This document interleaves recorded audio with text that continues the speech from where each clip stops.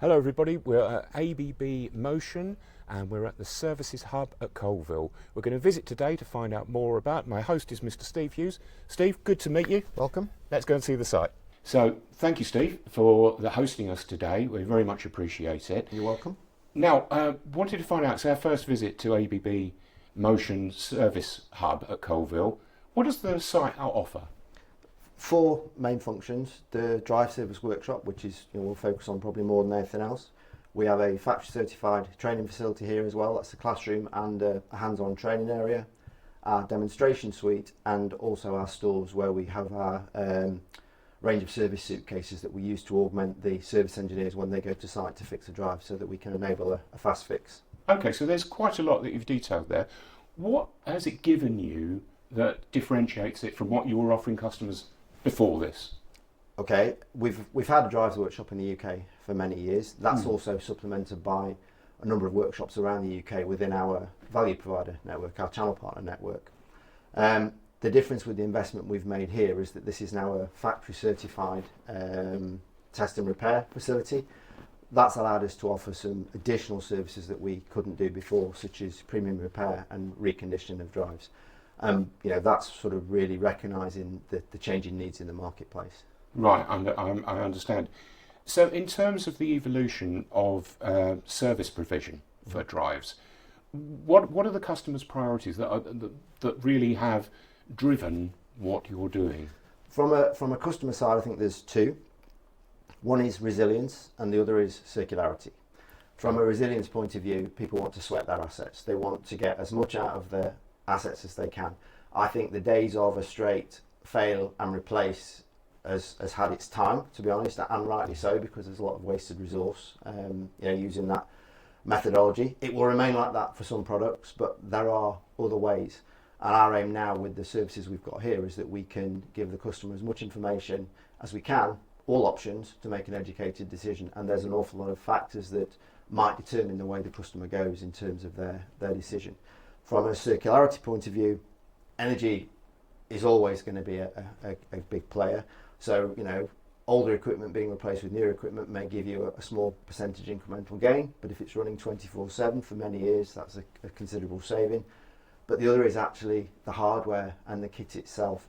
I mentioned before about the exchange and replace. If we can recondition a drive and utilise a lot of the core components which don't wear and tear, the metal, the heatsink, the plastic, and we can recondition a drive and get it back to as good as new state, that is a much lesser CO2 impact and cost impact actually than going for a brand new variable speed drive. But as I said, it's not a one fits all. It will depend very much on the customer's requirements, and also where is the drive located on a plant, where is the drive in its current life cycle, etc., etc. There's a number of variables. Yes, yeah. As I said before, it's about giving the customer all the information to make an informed decision. Yeah, no, that does make a lot of sense. Brings me on to this subject of digital remote monitoring. Mm-hmm. Now, we're seeing a lot more of this. In the drives industry, why is this critical? Why is this important? I think, again, there are a number of factors. The first one is, first of all, digital remote monitoring, condition monitoring, is about spotting a trend. Is something decaying? Is something running hotter? What do I need to go and intervene and have a look at something? And I've seen examples where that intervention might be actually the cooling fan and louvers on the building have failed, so everything's heating up, but it's the drive that's picked up that particular example rather than their system. The monitoring of drives there's a lot of concerns around it as well, because obviously there's a concern around cybersecurity and control. So you've got to make sure you've got a cyber security certified solution. And even then, within certain industries, their reluctance to using that kind of technology is still quite high. But I think slowly over time, the adoption is moving, and we're definitely seeing a speeding up of the adoption of that technology. I think one of the most interesting things for me from a drives perspective is actually the condition-based maintenance piece, and what I mean by that is you could have 2 identical variable speed drives on a plant. One of them might be running a pump and it runs in a steady state all day. Quite happy, easy life for it. Yeah. The other one might be on an application such as a centrifuge. that might be running on a 60, 70 second cycle. It's accelerating very fast, it's decelerating very fast. That variable speed drive, it might be the same size as the pump drive, but it's being driven much, much harder.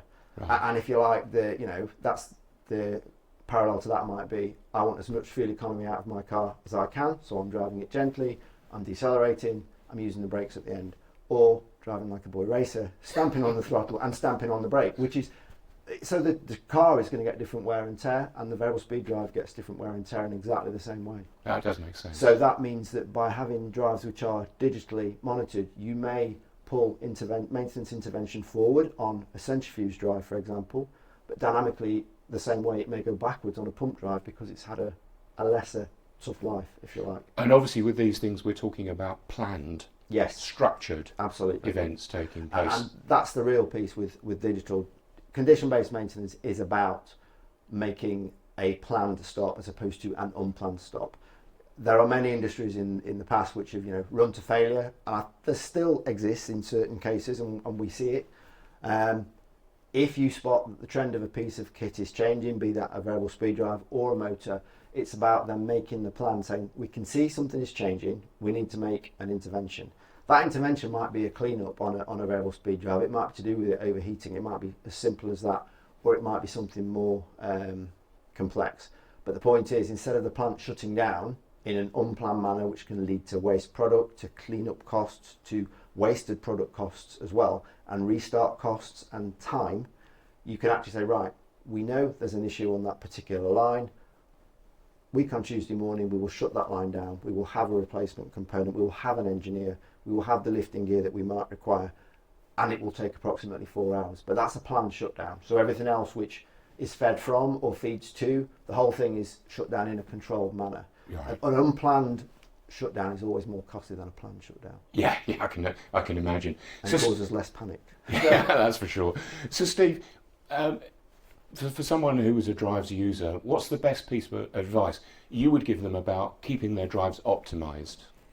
First of all, know what you've got. Know your install base. And that sounds like a really simple piece of advice, but on a very large plant, it's quite hard to keep track of what your install base might be, because while you might procure some drives or motors directly, others might come on original equipment manufacturers' equipment as well. So it's trying to capture that.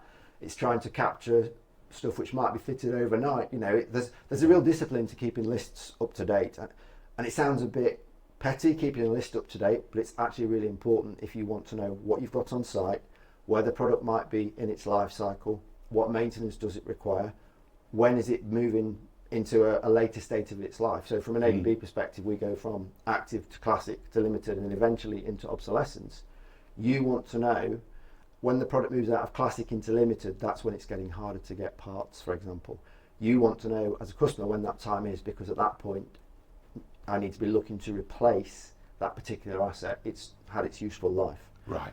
But the resilient, going back to the resilience piece at the beginning, it's making sure that useful life can be as long as it can be, to get most value out of the asset from when you procure it as a new asset to when you eventually have to retire it, which at some point will happen. Yeah, no, I understand. That really makes a lot of sense. I think the visit today has shown me that we're scratching the surface in terms of all of the different aspects. So I really appreciate the visit, the time that you spent showing us what's available here and what can happen. Now, from our viewers' point of view, of course, this is going to be a subject that is of ever more importance. So we really encourage you to check out the service provision from ABB Motion, which you can find on the website. There'll be links that will be provided for that. But obviously, if you're looking at this or you want to discuss this, why not talk to Steve and the team at ABB Motion Service? So thank you very much for watching. Thank you, Steve. You're welcome. And we look forward to seeing you on the next video.